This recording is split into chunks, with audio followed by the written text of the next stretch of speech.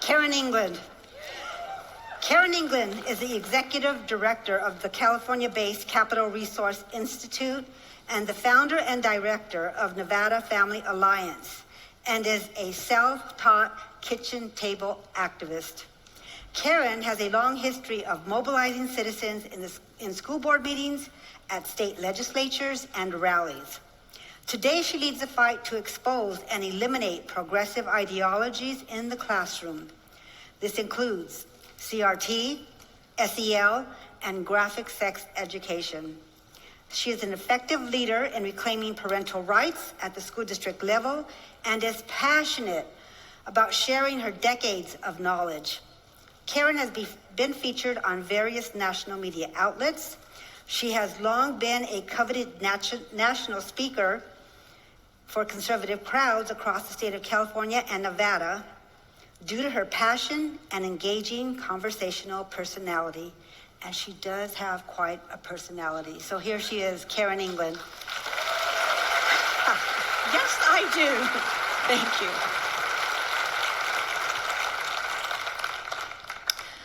you. Wow. Good morning, everybody. I changed my mind. I don't want to follow Rebecca. Like, what's that about? So once again, here we are gathered at Calvary Chapel, Chino Hills, and beyond, other countries that are watching. And I am so excited that I get to unveil our newest program, and it's the Kitchen Table Activist podcast. And so I get to do it here at Calvary Chapel, Chino Hills, and they're going to go ahead and put my slide presentation up. This just seems so weird to have pictures of myself. Anyway, I do think it might get me some liposuction or some... what is it that you inject? Because I'm noticing, and so I'm going to go home and tell my husband, don't you think I need to have... Yes, Botox. I need to have... So if anyone's out there that does that, let me know. So next slide. So I'm here, and I want to talk about how to keep our republic. And I listen to Pastor Jack often after my own church service, and I heard him this last Sunday, or maybe it was the Sunday before, talk about when Ben Franklin was leaving the Constitutional Convention and how he was asked, what form of government do you guys have? Did you guys create? And he said, a republic if you can keep it. So that assumes there's work to do to keep it. And I think when COVID hit, we saw that as such an obstacle, and the left saw it as an opportunity. But the joke was on them, because it woke us up. It woke up this country. And Rebecca was talking about the California Healthy Youth Act, and what's interesting, there were just sheets and sheets of organizations that supported it, but there were only 3 organizations that opposed it at the time back in 2015, and Capital Resource Institute was one of them. So we were sounding the alarm and have been for 35 years. So one of the things, and you can go to the next slide, it's time for all of us to wake up, show up, and speak up, just like the founders. We are living kind of in a parallel time. I don't know if you sense that, but I sense that. That, whoa, how did this happen so quickly, so bad? This was going on in our schools, not my school. How many people thought not my school? I still get emails from parents or school board members that will tell me, we're not teaching the radical comprehensive sex ed. It's not in our school. Oh, really? Because Capital Resource Institute did 900 FOIAs, which are Freedom of Information Acts, and we have all the curriculum from all the schools and what they're teaching. And how many times the emails say, don't tell the parents, don't share this link. I got a new FOIA yesterday from Elk Grove Unified. I mean, they're still coming in 3 years later. So the founders knew, and it took a while, but they finally woke up, and they realized that nothing was going to change without them waking up, speaking up, and showing up. And with COVID hitting, that is what has happened. We have people that are now awake, and I call them keyboard warriors, and they're the moms, and they're the mom groups, and dads too, but the mom and dad groups that have awakened, and they're online, and they're doing what they need to do to educate themselves, to change what's going on in the schools. So do you remember, and if you attend Calvary Chapel, you hear a lot about the founders. And you know, when the founders made those decisions early on, they were going to be considered traitors. It's not like when they made the decision to do the Declaration of Independence and then the Constitutional Convention that it was like the popular thing to do. It wasn't. It was, I mean, we look back now and have the blessing of being able to look back. They didn't know that stepping out. They were going to be traitors. They had friends and family criticizing them. You know, we think, you know, we're having, Rebecca, Star was Star awesome. I love Star. And she was just so dead on. I hear her a lot. And early on, you're going to hear my story. And early on, she used to be in the Bay Area on radio, and I would listen to Star. So it's really cool that I get to share a stage with her. And she was funny too, so I don't like following her either. So, but the signers, they weren't like the popular crowd. They weren't the ones that everybody, was looking up to. They really went out on a limb. And that's what I feel like our moms and dads that are waking up, that's the time in history we are having right now with them. So next slide. So wake up. The founders knew, and in preparing for this talk, just doing the reading again about how much they understood the Bible and sin nature, and they understood the two competing worldviews. And are we not going through that right now? Where we are sinners, saved by Christ, and in need of a Savior, or, we just need to get to utopia, perfection. We get to be our own God. We just need to change the rules and the law. It's that competing worldviews. And one of the things that I'm finding, and I had to experience this when I first got involved, opinion isn't knowledge. I know that it's just deep, isn't it? I'm very profound. We're going to add to my little intro how profound my points are. Yeah. Knowledge is what's power, not opinion. Because opinion isn't knowledge or power. And so write that down too, and then put Karen England said it. So we need to remember that. And one of the things I want to do is talk about our podcast and the Kitchen Table Activists as people are waking up. So on the next slide, we have Show Up, which you guys have shown up.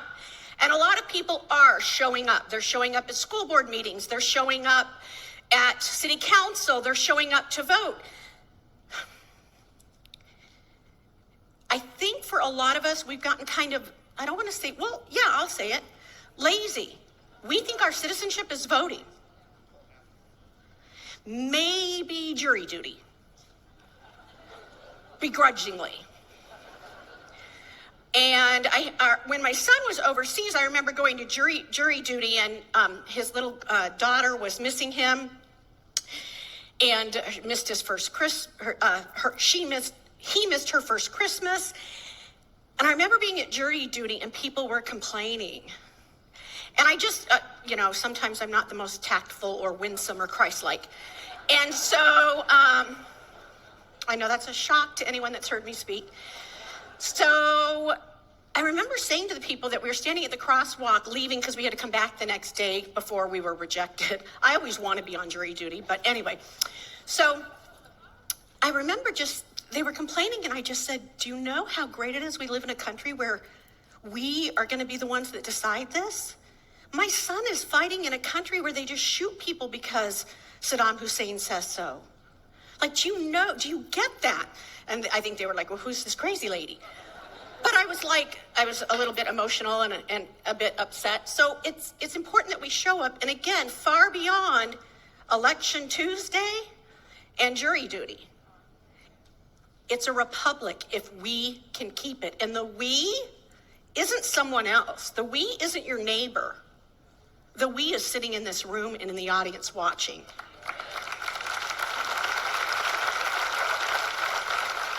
And I really, really mean that. We're at a critical time in history.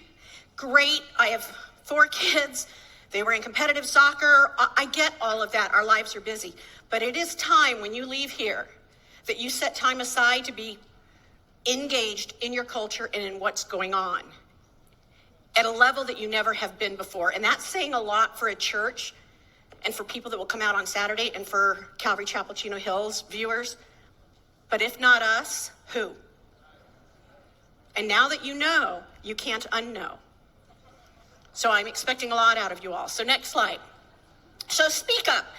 That's what the Kitchen Table Activist is about, the podcast. So Gina has been after me for quite some time about doing a podcast, and that requires discipline, and I'm not really good at discipline. So finally, I got with it, and I said, okay, I'm going to do a podcast, and I want to do it as the Kitchen Table Activist, because that's how I got my start. So I got my start years ago. I found out I was the religious right. About 25 years ago, we had several things were going on all at the same time. We had my husband. How many of you have ever heard of the radio show guy, Tom Likas? He's an atheist. Okay. Oh, such an informed crowd. Okay, so my husband, 25 years ago, sales rep. We had 1 car. He would pray for this Tom Likas. He would listen to him and pray for him. And so one day he comes home and he's like, hey, turn the radio on. You need to call. Tom Likas is saying that moms, it takes 2 incomes now and that moms shouldn't stay at home anymore. You need to call. And I'm like, I can't call a radio talk. I'm just like, you've got to be kidding me, John. And he's like, no, do it. And I'm like, the submissive wife. So I go, oh, okay. So yes, that's me. So I go ahead and I'm like, okay, I'll call. What am I supposed to say? And he's like, just say that, yes, you can. It's a choice that you go to work. So I call up and they wouldn't take me. They said, no, we've got enough callers. Well, wouldn't you know it, progressives and liberals, they're fine having men that are conservative call about conservative women because that fits their narrative. They're not really fond of the sassy kind that I am. I call myself salty because that's spiritual, so I'm salty. I don't think snarky's in the Bible, but salty is, so let's go with that. That's right, so I'm salty. So my husband comes out, because at that time he had to go in the other room, listen to the radio, comes running back out, he's talking to me, and he's like, you need to call them back. And I'm like, what? Like, I'm cooking dinner, like, I don't even know. I call back. He goes, tell them they won't take you because you're a female. And I now I love to kind of throw out the female card when I need to with progressives. But I was like, okay, so I call up, they let me on. Here's the funny thing. I was debating the head of the National Organization for Women on the radio. I'd voted once in my life. I'd never been active in anything.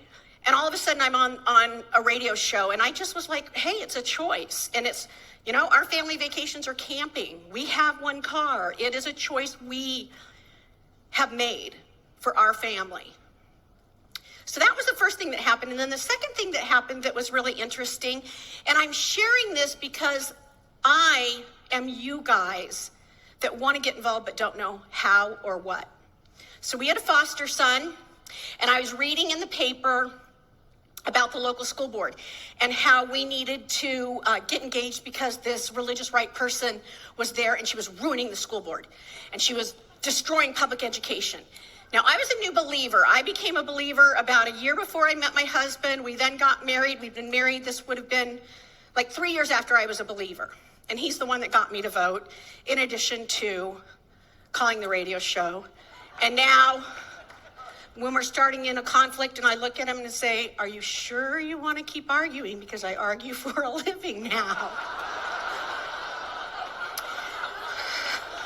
Yeah, he often laughs and says, Karen, I am going to get a website for all the men you go up against that says, I feel your pain. So anyway, so he actually is. I wouldn't be able to be here without his love and support and his understanding of my snarky, salty calling. So I was like, okay. My husband had worked for Campus Crusade for Christ, and I always considered him more conservative than me, which is so not the case now. But so I was like, I've never seen one of these religious right people. I'm like, I know John and his friends, and so-and-so, I know they're kind of crazy, but like I've never seen one of these. So I go down to the school board meeting, walk in, union's there. Rebecca talked about the union. They're handing out these stickers, and I'm like, I don't know if I want a sticker. I go, I don't even know what side I'm on. And I'll never forget, and I know her well now. Her name is Kelly Nile. She was the president of the school board in Rockland, California, and they were talking about sex ed, talk about full circle. And she goes, well, I just think that we need to have some abstinence in it. That's like the extent of it. I mean, now it's how many times can we talk about anal sex? I mean, that's how quickly things have changed. And I remember sitting there going, oh my gosh, I am it. I am the religious right trying to destroy the public schools. I better get busy.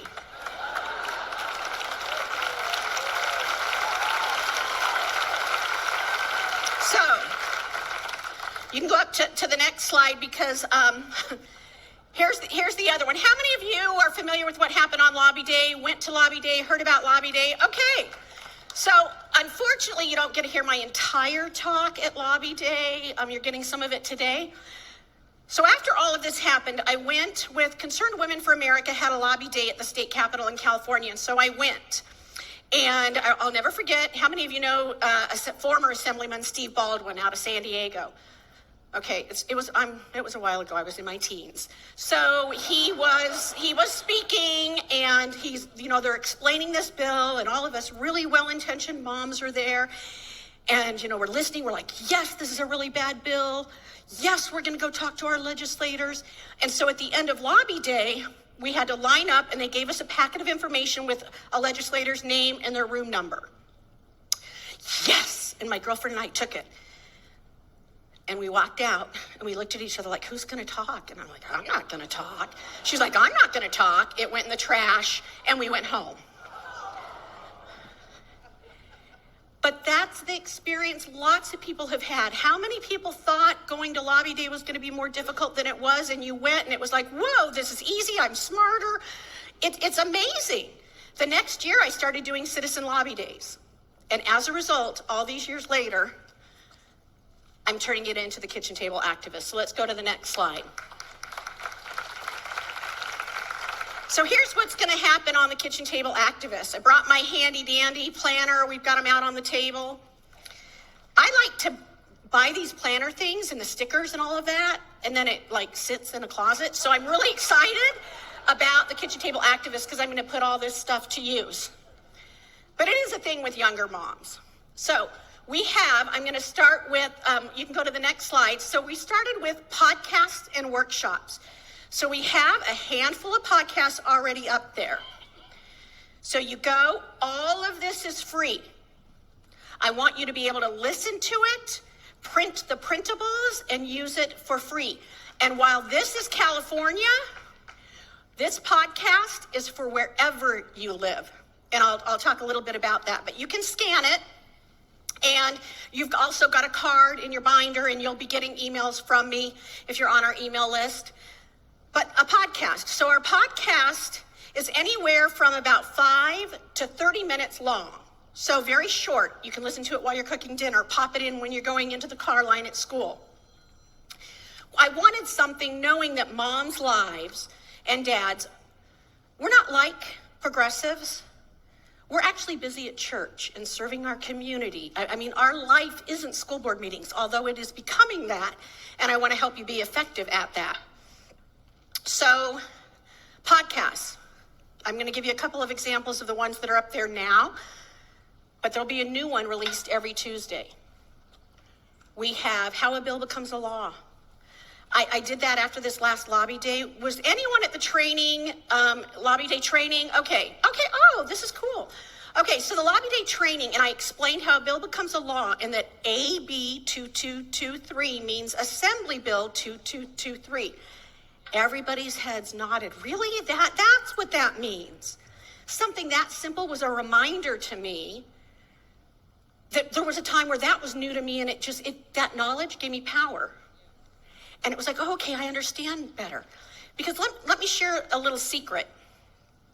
I recently got my 8th grade report card, and in government, I had a D-.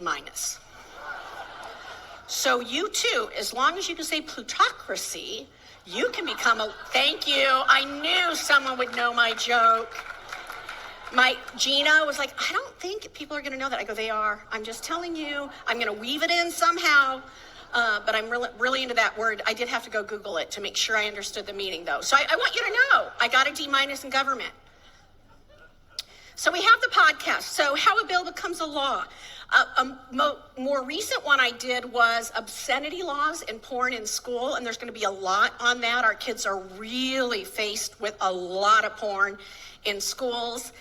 We have, let's see, how a bill becomes a law, porn in schools, how to read a bill. I'm going to do one on 2223, so you can listen to it and get kind of briefed up on that. We're going to talk about sex education, what's in those 900 FOIAs.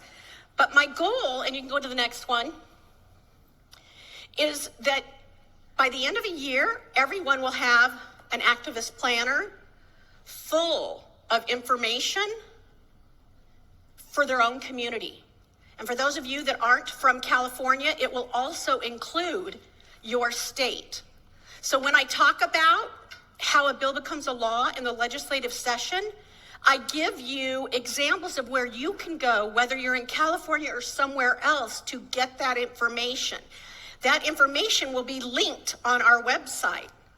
You then can Google and put that information up. Let's go to the next slide after that one, the activist planner. So this is one of my podcasts, back to school checklist. So I did a podcast on the back to school checklist. Here are the questions that you should be asking your kids. Here's how you find that stuff out. This is the starting point. Parents want to do something, they just don't know how. So that's a great one. So you can listen, you can then print that, stick it in your notebook. We have resources, and then we have educational information. Next slide. 10 Commandments of Effective Advocacy, another podcast where I just talk about, the important things when you go talk to a legislator and how to communicate effectively, all of that. Next slide. We have in there an action plan. So again, keep in mind, if you miss for 3 weeks because you're busy and you're doing something, it's okay. There's going to be plenty going on in 3 more weeks. You can get going and go back to it. Next slide. Representative profiles. I love this one. Do you see how, I almost fell, did you see that? Representative profiles. So we put your local, we have your school board members. You should be looking up who your school board members are. You should put on there who is their chief of staff. When you see an article or you read something about that school board member, print it out and stick it in your binder so that when you go back and you read the Know Thy Legislator, you're going to start a dossier on your school board members, because that's how you're going to be able to communicate effectively to them, is by knowing what pushes their buttons, how they voted. That will be going in your notebook, all of that. And you're going to keep it here. Can you imagine at the end of the year, between podcasts and especially being engaged at Calvary Chapel, Chino Hills, how full your notebook would be? And not only that, but this right here, these are the people that you need to be praying for at dinner with your family. These are by name, their staff, their contact info. So again, I know our lives are busy. That's why I want to do this podcast in this notebook. I lived it, and I want to make it as easy as possible for the rest of you, and especially the new groups that are popping up and forming left and right all over the country. So next slide. Call log.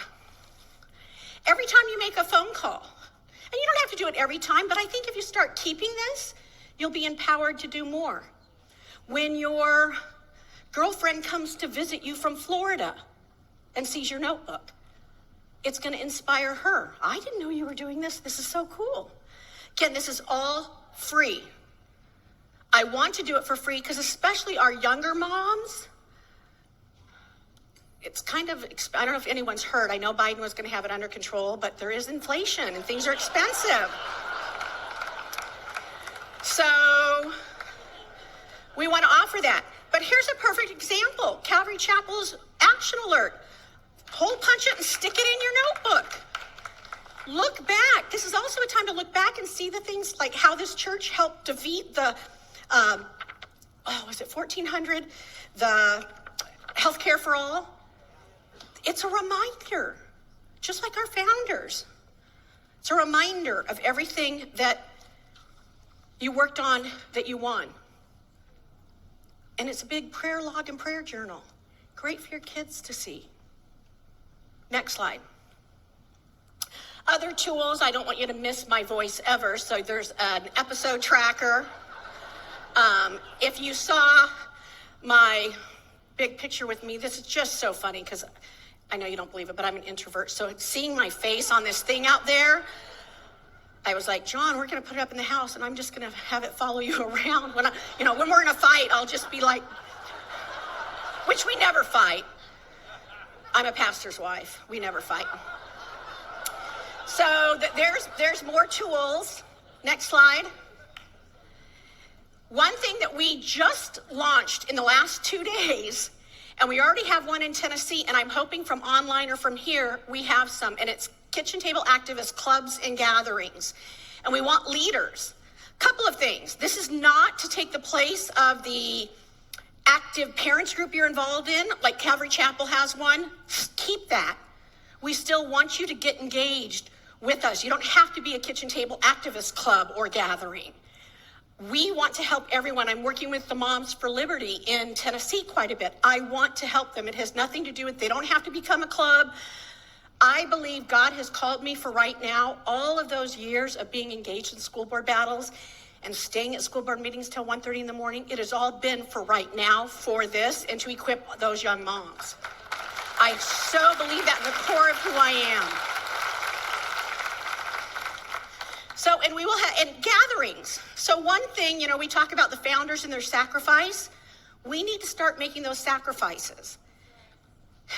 It's easier when you can do it with someone else. Our founders were willing to risk their lives and their fortune. We don't want to opt our kids out of the sex ed because they might be sitting alone. I mean, that's on us. What are we teaching them? Get another mom to do it with you. The gatherings, we will have ideas on what you can do to make it fun. Because again, this is going to take time out. And moms need some rest time. It's not easy. I live in a military town. I live in Clarksville, Tennessee now. And you talk about some overworked moms, which makes me even more furious at the schools for taking advantage of them. Okay, next slide, because I've got to go fast. Lobby Day. We want to equip you. Thank you. I love Citizen Lobby Days. We want to equip you on how to do that, even if it's a mini lobby day, even if it's a mini organize and go to a school board meeting. And here's the rules of how a school board meeting works in your county or your school. So we want to equip our leaders to do that. And we will be doing courses and Zoom calls and all of that. Next slide. So how can you guys help? Obviously, you can pray for us. You can learn everything you can about the process, sex ed, whatever the Lord has put on your heart. Might be reaching out to all of those teachers and adopting a teacher. You can share, and by share this, I mean share information and share in the burden. Ways to engage. We had a situation in Rockland when they did the I Am Jazz, and the little boy came out as a girl in the kindergarten class. Before that school board meeting, my old church, because at the time I moved to another state, my old church said, hey, it's Wednesday night. Why don't we open up for our regular babysitting? We already check our background check, our teachers. We'll get some pizza early. That way moms and dads can go to the school board meeting together. Can you do that? Can you babysit for your neighbor who's an activist mom? Can you make a meal just like you do when someone has passed away or gone on to be with the Lord? Can you do that? Donate. We are a nonprofit. I don't want to say no to anyone needing our help. That's why we're not charging. But it doesn't mean it's free. All of this, staff, everything still takes time. And I want to continue to do this for free. I want to maybe get skinnier and then do video too. So not asking for you to pay for my weight loss. I promise. Our stuff is all online. Okay, next slide. The other thing, and this I'm so excited about, you saw it at Lobby Day, and you'll never see me without wearing my earrings. I have been passionate with my entire staff that I, Karen England, really, really believe this. As I would speak up, people would say that I was anointed, early on, and I was like, yeah. I mean, it was like, yes, you hear that. I own it now that the Lord has called me, Karen England, for such a time as this. It's giving me chills. My staff knows it. I talk about it all the time. So there's a friend, she's a mini me, because everyone has always said I needed to be cloned, and I finally found someone. So she made these earrings, and I went to her and I said, could you make some Esther earrings for me? I want to wear Esther all the time. I want it to become the new baby feed if you're pro-life. I want people at the grocery store asking me, what does this mean? And I can share what it means, why I'm doing it. That I believe we're in a different time in history, just like our founding. And that it's got to be we, the people, we've got to all get engaged and get involved. It's okay to miss a soccer game to save your country and to restore parental rights. So next slide and last slide. Are you called for a time such as this? And what are you going to do with what you learned today? Thank you.